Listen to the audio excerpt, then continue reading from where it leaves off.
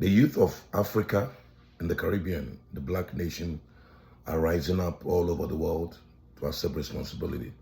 We've realized how much we've been robbed and how much the colonial masters of the imperialist nations have taken advantage of us.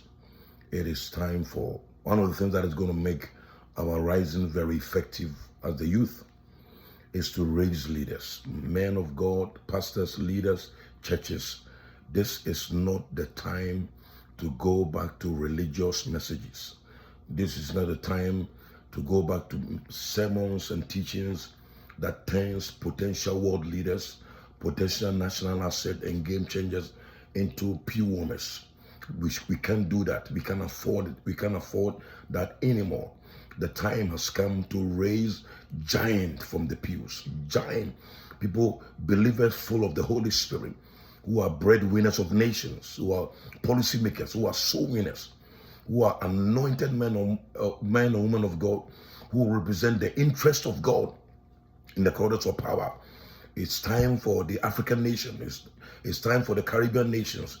It's time for the black nations. The black nations are the future now. And we can't afford to keep preaching and teaching and raising loyal pew warmers who are weak, whose wings and whose leadership has been cut off. It is time for us to, man of God, woman of God leader, it's time to raise your people to mount up with wings like eagles. Let us raise them to accept responsibility. Let them raise them to become leaders. Let us raise them and deploy them to fulfill the mission of God. Remember, every human being, every believer is a solution to a problem on earth. Everybody carries a seed of leadership.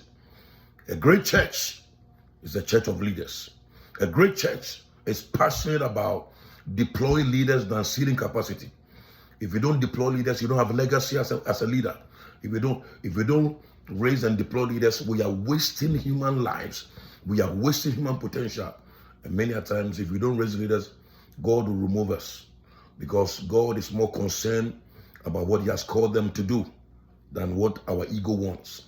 It is time for us to use all institutions in the black nation to raise leaders, not just to serve in the church, but to raise them to accept responsibility and deploy their gift and their talent and their ideas and their minds and their purpose and their passion to serve humanity.